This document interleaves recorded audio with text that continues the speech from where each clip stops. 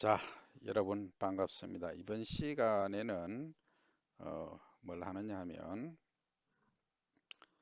지금 반디캡이 켜져 있는 상태로 가고 있습니다. 벼 수확 후에 어떻게 관리를 하느냐 하는 얘기입니다. 그래서 아까 이제 지난 시간에는 뭘 했느냐 하면 건조에 관한 얘기를 했습니다. 소위 드라이에 관한 드라잉 메소드 또는 테크놀로지 이에 관해서 했는데 지금은 이 저장을 어떻게 할 거냐가 저장 스토리지라고 하죠, 그죠? 그러면 일반적으로 우리가 저장을 한다면 자 옛날에는 이 가만이라고 있었어요. 요즘 이렇게 어, 마대라고 있어요. 마대. 옛날에는 지프로 만든 이 가마니가 있었어요. 보통 요게 이제 40kg을 이제 담죠. 그 다음에 요즘 포대는 얼마냐면 30kg 단위 또는 뭐 20kg, 25kg 단위 이렇게 나옵니다. 뭐 거의 한 가득 담으면 30kg 단계입니다. 어느 때 수확 시 얘기입니다. 수확 시.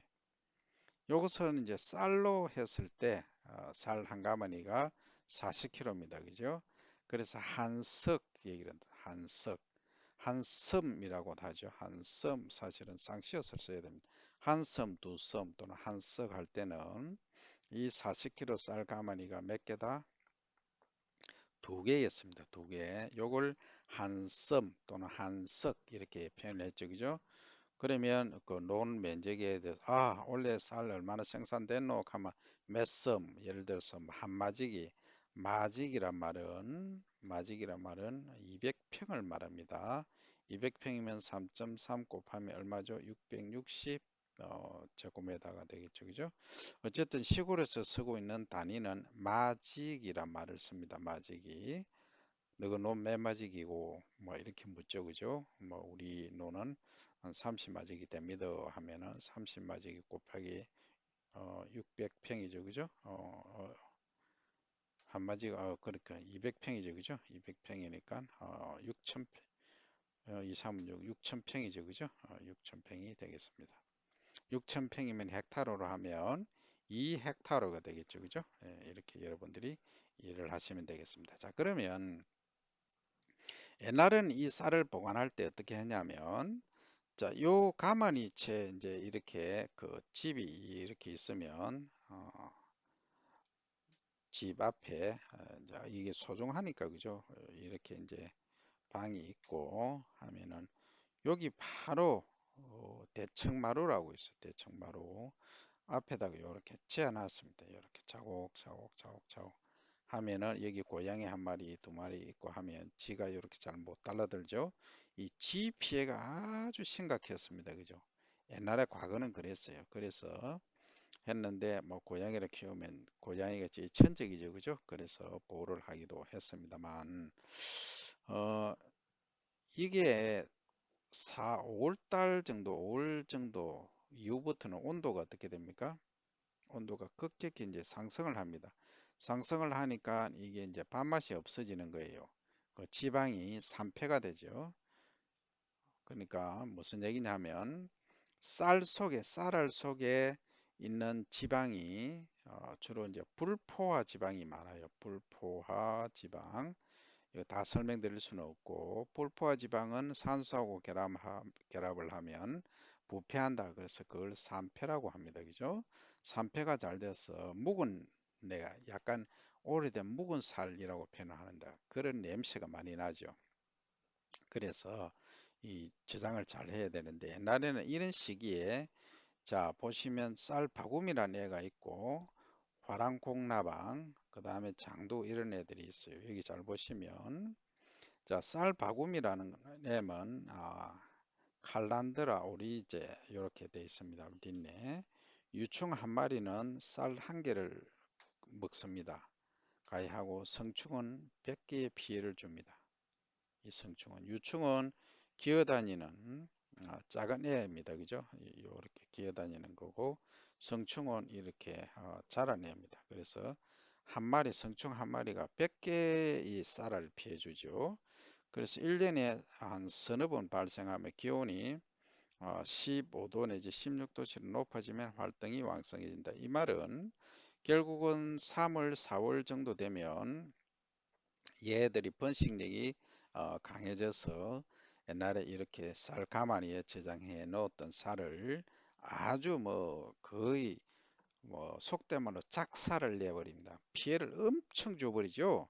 그러면 이게 나중에 그 오픈했을 때 쌀 가마니를 열어보니까 뭐 위에 특히 윗부분입니다. 윗부분은 거의 가열을 해가 먹을 수 없을 정도로 만들어 놓은 경우도 있죠. 그러면 이거 못 먹으니까 어때요? 옛날에 이제 소를 키우죠. 소는 영어로 카우죠. 그죠? 소를 키우는데 이제 옛날에는 소죽이라고 있어요. 소죽. 소밥이죠. 그죠? 그러면 이런 이제 가마솥이 있으면 여기 이제 솥을 걸어 놨죠. 그 다음에 여기다가 집 알죠? 집단, 짚을 요렇게 이제 썰어서 넣고, 그 다음에 이게 이제 여기 부산물 위에 지금 먹을 수 없게 된 부분, 이걸 혼합해서 소 먹이로, 소 사료로 주곤 했다 하는 거죠. 그러면 뭐 사람이 먹어야 될 걸 소를 주고 있으면 상당히 심각한 문제였다 그죠. 그래서 이걸 잡는데 또는 보, 잡는 것보다는 보관을 하는데 상당히 신경을 쓰게 됐다. 그래서 현대화된 보관법이 나오게 되는데 그건 좀 이따 설명드리고 그 다음에 이제 화랑공나방이라는 애가 있어요. 프로디아 인털 펑텔라 해서 보통 쌀벌레라고 이제 얘기를 하죠. 얘입니다. 얘. 그래서 이제 가장 피해가 큰 저곡해충, 저장하는데 해- 저장된 곡물을 해치는 해충이죠. 그죠? 1년에 이것도 한 3, 4회 정도 발생합니다. 그죠?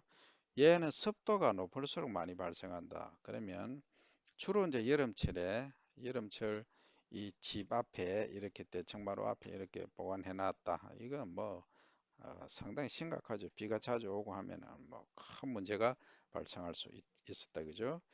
그 다음에 얘입니다. 장두라는 놈인데 이게 나쁜 놈이니까 놈자로 씁니다. 장두는 라이조 펠시아 이렇게 읽습니다.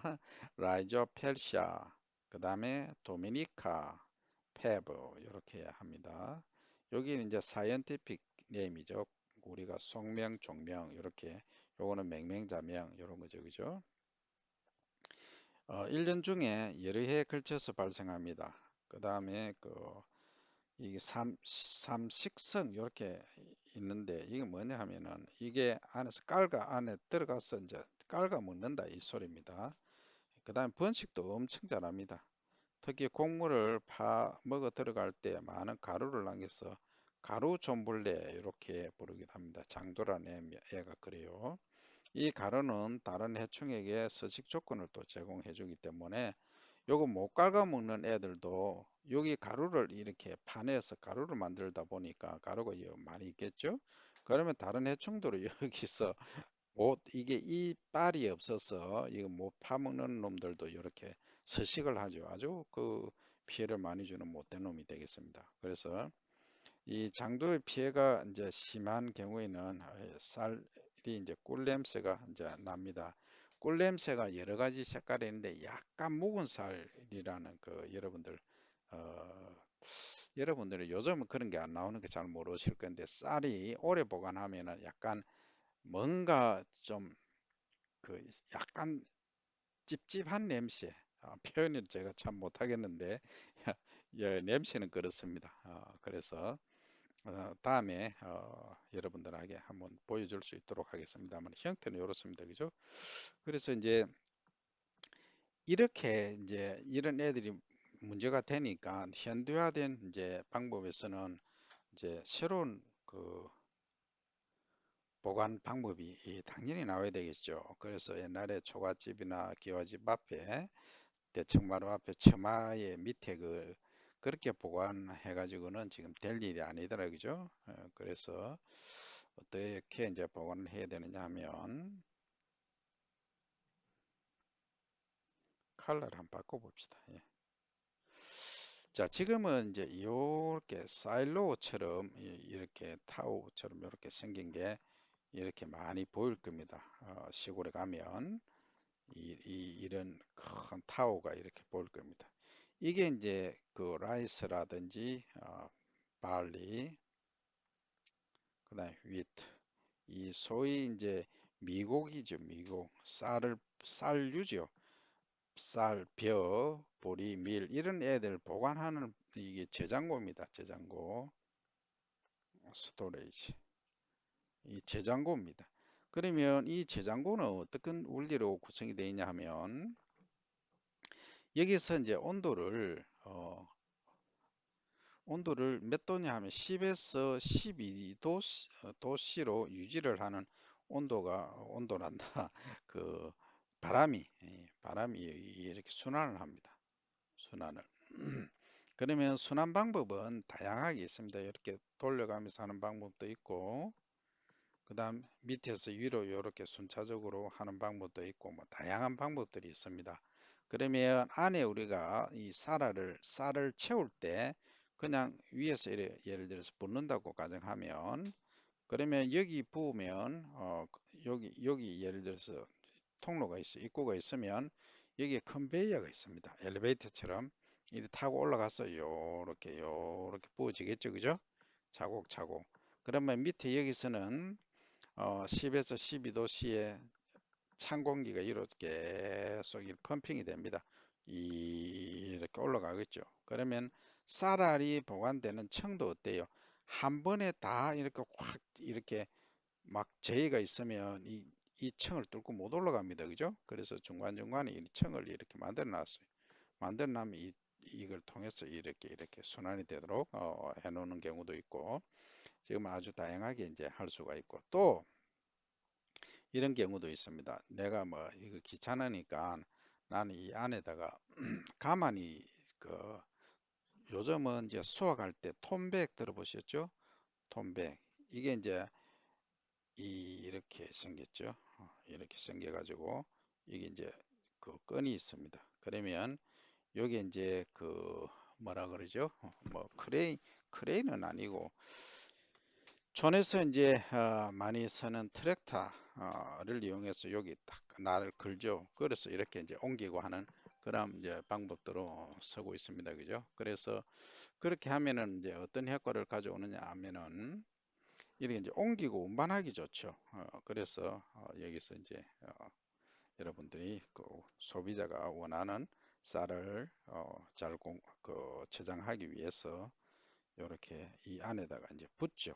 그러니까 아까는 여기서 이제 붓는 방식이 있고 어떤 데는 이런 경우도 있어요. 차가 이렇게 올라가 가지고 컨베이어 안 달고 바로 여기서 위에서 이렇게 붓는 방식도 있습니다. 그죠? 톰백을 따라 가지고 이렇게 위에서 붓는 방식도 있습니다. 그래서 이것은 이제 저장하기 위한 이 이제 바깥쪽에 온도를 유지를 하면서 이제 유지를 해주는 온도를 항온 조건이라 그러죠. 항온 조건을 유지를 해주는 방법도 있고 아니면은 대체적으로 이제 하는 방법이 이런 순환식, 이 환류식이라고 하죠. 이런 방법들을 많이 쓰고 있습니다. 이렇게 이제 복원을 하다 보니까 어떤 장점이 있느냐 항온 조건이니까 아까 쌀알 속에 있는 이제 불포화 지방이라고 했죠. 그죠? 이 불포화 지방은 주로 이제 우리가 보면은 이 이중결합, 탄소 16개 또는 18개의 탄소가 결합돼서 지방을 만들죠. 그러면 이중결합이 한 개 있냐, 두 개 있냐, 세 개 있냐, 리놀렌산, 리놀레이크 액시드 뭐 이런 식으로 우리가 얘기를 하잖아요. 그죠? 그러면 이게 포화가 덜 됐단 말이죠. 그래서 포화되면은 어, 촌농 그리고 소기름 소기름 경우에는 실온에서 굳어지죠, 그죠? 이게 이제 포화된 거고 참기름, 들기름 이런 애들은 굳어지지 않죠. 그래서 불포화라고 하는데 쌀도 마찬가지입니다. 불포화가 많아요. 그런데 몸에는 좋지만 이런 애들이 산소하고 결합하면 부패를 한다 그러죠. 그러면 요거 부패가 고온에서 잘 된다는 거죠. 25, 30도씨 이상 되면은 부패가 이게 산패가 잘 일어난다는 얘기죠. 그래서 이걸 없애기 위해서 이런 식으로 저온에 이제 저장을 한다. 그러므로 해서 이 산패를 막는다 하는 거죠. 그러니까 밥맛이 아주 좋더라. 라이스 테스트가 아주 굿이더라. 엑셀런트 하더라. 그래서 여러분들이 식당을 만약에 운영을 한다고 하면 가장 핵심이 뭐냐? 밥맛입니다. 밥맛. 밥맛 좋은 쌀. 이게 핵심이죠. 그죠? 그리고 이제 건강을 생각한다면 사실은 이 쌀알이 완전한 이 현미 형태로 하는 것이 좋는데 이 현미도 사실 이 피틴이라는 성분들이 있어요. 그러니까 할아버지 할머니처럼 관절이 약하신 분은 인이라든지 그다음 칼슘 이런 애들이 이 뼈를 구성하는 주성분인데 이게 피틴하고 결합을 해버린다는 거죠. 바인딩 돼서 유출이 많이 생깁니다. 그래서 이 그냥 현미보다는 발화 현미가 좋는데 당뇨 환자, 고혈압 환자에게도 좋겠죠. 좋는데 문제가 뭐냐면 이 발화하는 데에서 이 피틴을 제거해주지 못하면 똑같은 문제가 발생한다는 거죠. 그래서 이제 발화 현미를 만들 때도 아주 고도의 기술 테크닉이 필요하다 하는 거죠. 그래서 여러분들이 시골의 할아버지 할머니 건강을 챙겨 드리려고 하면 뭐 해야 된다? 이렇게 그 바라햄이 만드는 법도 배워서 할아버지 할머니들이 건강을 챙길 수 있게끔 하고 해드리고 그 다음에 이제 식당 소위 요식업이죠. 요식업을 하시는 분들이 계시면 주위에 그 밥맛이 소위 밥을 먹었을 때 윤기가 차랑차랑하고 아주 밥맛이 좋게 할 수 있는 그러한 보관법을 알려드려야 된다. 이렇게 보관을 하는 것은 온도에 의한 보관이고 또 하나는 뭐가 있을까요? 한번 생각해 보시죠. 이 포대가 있으면 포대가 있으면 저온 보관은 기본이고 진공을 하는 진공 포장 진공을 진공 포장을 해버리면 여기 공기를 착 빼겠죠. 그럼 압축이 쫙 되겠죠. 형태는 좀 안 좋더라도 그죠. 그러면 어때요? 산소가 없으니까 이 산소하고 결합을 못 하겠죠. 이렇게 그러면은 산패가 안 된다는 거죠. 안 되면 여기다가 질소를 N2 가스를 충전할 수도 있겠죠. 그죠? 그러니까 이거는 돈 드니까 진공으로 공기만 쫙 빨아내는 방법이 있고 요즘은 이제 O2 흡습제라고 해요. O2 결합제가 있어요. 그러니까 우리가 그 흡습제 여러분들 들어보셨죠? 뭐 어떤 제품, 식품에 보면 안에 요렇게 실리카겔이라고 있잖아요. 이 실리카겔은 이렇게 있는 산수를 결합하는 것이죠. 수분하고 결합을 해, 바인딩해서 여기에 수분 함량을 낮추는 역할을 하죠. 하지만 이 산소 결합제는 산소 흡수제는 여기 있는 산소를 이 형태는 이렇죠. 요렇고 포장지는 요런 형태 그대로 두고 진공은 공기를 빼내니까 형태가 구부러지고 이상하지만 이 산소 흡수제를 딱 탈기제라 그럽니다. 정확한 명칭은 탈기제. 그러니까 산소를 흡수를 딱 해버리니까 어때요? 그러니까 쌀알이 아주 윤택 있게 그대로 보관이 되는 거예요. 그래서 뭐 석 달, 넉 달, 다섯 달 정도 지나도 밥맛이 변화가 없는 아주 멋진 쌀을 생산할 수 있다 하는 거죠. 그래서 여러분들이 이제 그 농학을 하면 이렇게 이 정도 요식업까지 생각할 수 있는 그러한 인재들이 되시기를 바라면서 이번 시간에는 여기까지. 언제 본다? See you next time.